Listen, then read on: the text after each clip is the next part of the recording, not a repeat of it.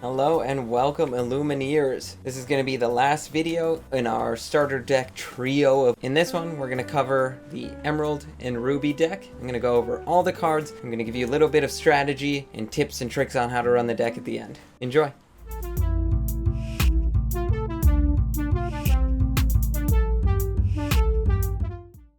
Let's go over the Emerald and Ruby mid-range deck.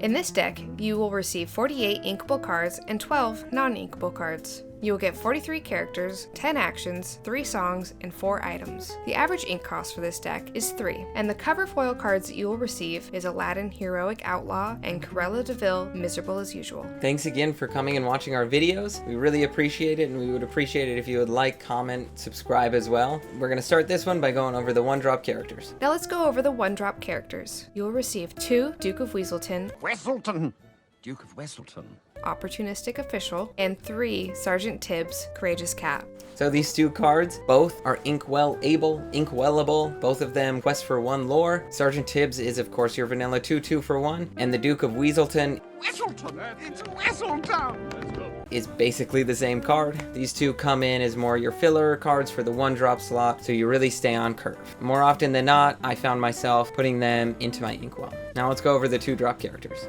The 2-drop characters that you'll receive in this deck are 2 Aladdin Prince Ali, 1 Cruella de Vil, Miserable as Usual, 3 Megra, Pulling the Strings, 2 Donald Duck Boisterous Fowl, and 1 LeFou Investigator. So all of these are inkwellable. All of these quest for 1 lore. Aladdin is a pretty standard 2/2 questing for just 1. I mean, he does have ward, which can be a helpful thing. I think it more comes in that he's helpful at he sticks around and you're able to then shift the other Aladdin on top of him, which is a lot better of a strategy as that Aladdin's way better. Cruella is actually a really interesting card. She may seem a little not super powerful at first, but when you take a look at her ability to bounce your opponent's creature or your own creature back into your hand, it can be super powerful. And if you don't exactly understand what that means, at the end of the video when we go over like the strategy and the tips and stuff, I'll explain why Cruella's ability really makes that impact. Megra is a bit of a weak card. She can really help with her added 2 strength. More often than not, I just found myself putting her into the inkwell. At certain times, if you're challenging a character that is super powerful, like a Maui that has 8 willpower, that 2 added strength can really help. Donald is just a vanilla card. His added willpower is nice, but honestly, you're probably going to end up adding him to the inkwell as well.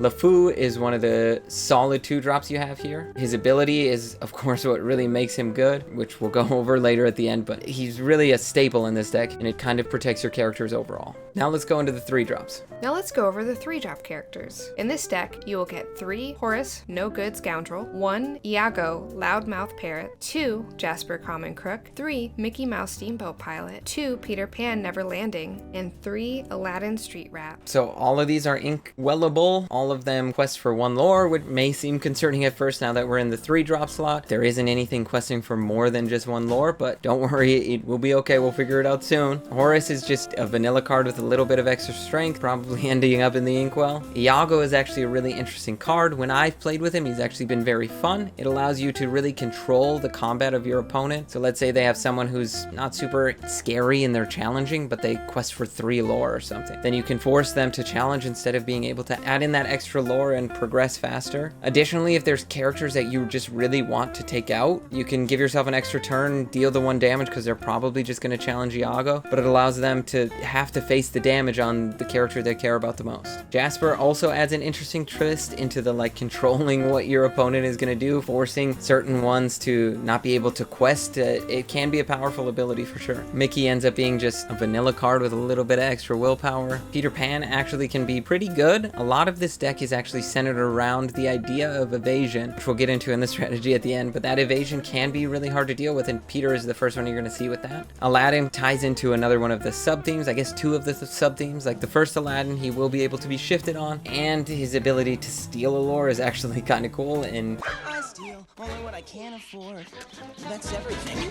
at least when I've played with him, it really annoys my opponents when you start stealing their lore. Now let's go over the 4-drop characters. The 4-drop characters that you'll receive are 3 Pongo, Old Rascal, and 2 Scar Fiery Usurper. Alright, so both of these can be added to the Inkwell. Pongo quests for 2, whereas Scar only quests for 1. It may seem like Pongo has some low stats for being a 4-drop, but actually his evasion makes him super useful. In the games that I've played and the games that I've seen, that evasion and actually just Pongo in general questing for his 2 lore can really shape a game, and if you get 1 or 2 Pongos out, I mean, if your opponent has no way to deal with that evasion, it'll win you the game. Scar is just a vanilla character with some extra willpower. More often than not, you're gonna add him to the Inkwell unless I wouldn't dream of challenging you.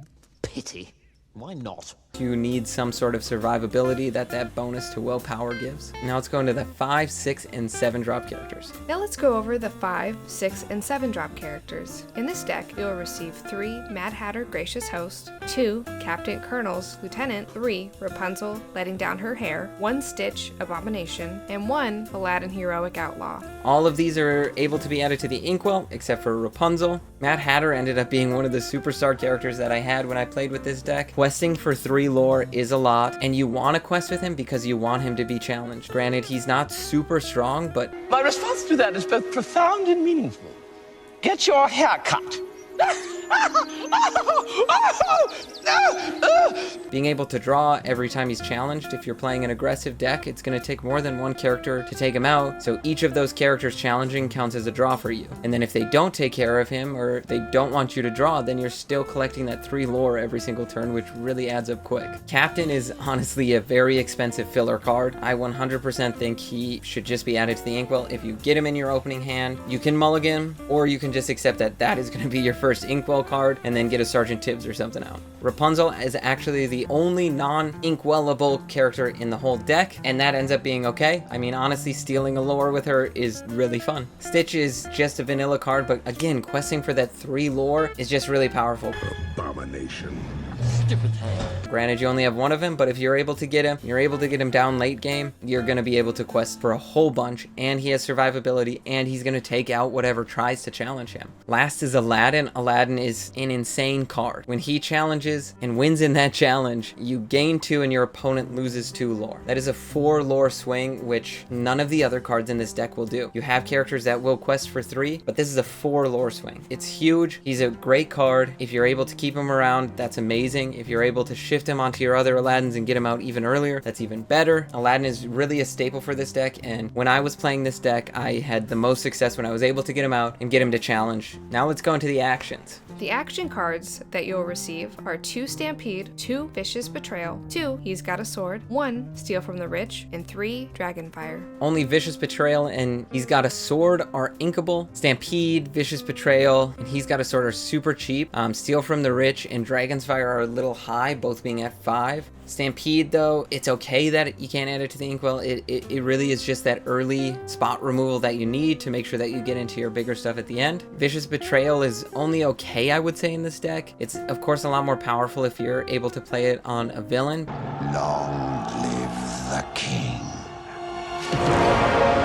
But there's only 5 villains in the deck, so it ends up not being as powerful. You don't usually get that +3, you more just end up with the +2. He's Got a Sword is basically the same card as Vicious Betrayal, just without the added bonus of being able to make more powerful villains. So honestly, it's probably a little worse than Vicious Betrayal. It does play nicely, of course, into the Aladdin theme, which we're going to get into later. I keep getting ahead of myself. It allows them to challenge more, but it doesn't give them as much survivability, so honestly, they're not that great of cards. Steal from the Rich can be a real game changer. The couple times I've been able to get it off while I was playing, it did make a difference, but the board has to be really set up specifically. You have to have enough characters out that are ready to be able to quest to really make the difference. And then Dragon's Fire is one of the best removal cards in my opinion. Doesn't deal damage, it just straight banishes, so I think that can be really powerful. Granted, it of course would be better if you could add it to your Inkwell, but even without it being able to do that, you'll want the removal anyway. Now let's go into the songs and the items. Finally, let's go over the songs and items. You'll receive 3 Mother Knows Best, 2 Shield of Virtue, and 2 Stolen Scimitar. So all of these are inkwellable except for Mother Knows Best. They are all super cheap at being 3 or less ink. Mother Knows Best is very similar to Cruella de Vil's ability, which I briefly mentioned earlier and will further talk about later. It can be pretty versatile too. Shield of Virtue is pretty cheap at 1 ink. Paying 3 ink each time to activate it can be kind of tough, but it does of course tie into your theme with Aladdin Aladdin, and I'll go into that again in a little bit. It can be a helpful thing, but it seems to end up more into the inkwell than not into it, as the extra 3 costs can be really tough to swing at the end of the game when you're trying to play these higher cost cards. Stolen Scimitar seems fine. I mean, it really revolves around having your Aladdins, and granted there are a decent amount of Aladdins in here, but to play a card that is specifically around that with so much other stuff going on in the deck, I don't see the need to have it. So overall for this deck, I could dive into the sub-themes like I have with all the other ones, but this one seems a lot more complex and complicated. There's certainly sub-themes to it. There's definitely like a general idea. I mean, overall, I would call it specifically a mid-range deck. If you haven't ever played a TCG before, mid-range may mean nothing to you, but really what it's about is surviving the beginning, having an explosive middle of the game, and then never really needing to hit end game or late game abilities. And I mean, the deck does exactly that. First, you get to stall with all your like little unimportant creatures, your 1-drops, your 2-drops, your cards like the Duke of Wesselton. It's Weaselton.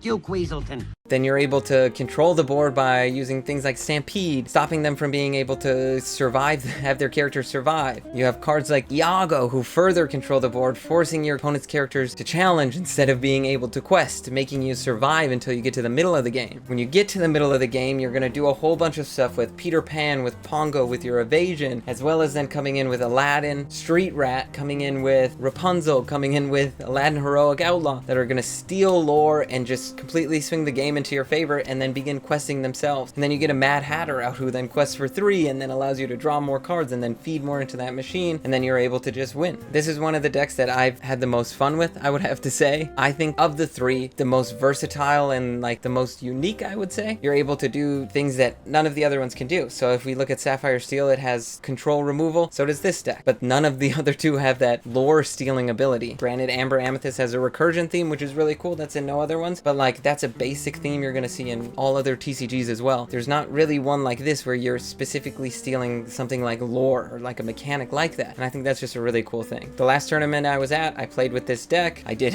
okay. We'll say I did okay. It could have been user error. It could have been something else. We're gonna go with I did okay, but I had a blast playing it, honestly. And when I start really focusing and building on my decks, I really want to make sure I'm including Emerald or Ruby into them, because they both just have some really interesting, some really fun mechanics that I think will be great as the game expands. If you have any other questions, if you want to know maybe some cards to swap out, or you just want to know anything else about Disney Lorcana, please leave it in the comments below. Also, don't forget to like and subscribe. It really helps us out and is going to set us up to be able to make even more content moving forward, and hopefully get cards and actually be able to do stuff with that as well. As you can see, the boxes are behind me. Unboxing video coming out soon. Other than that, have a great rest of your day.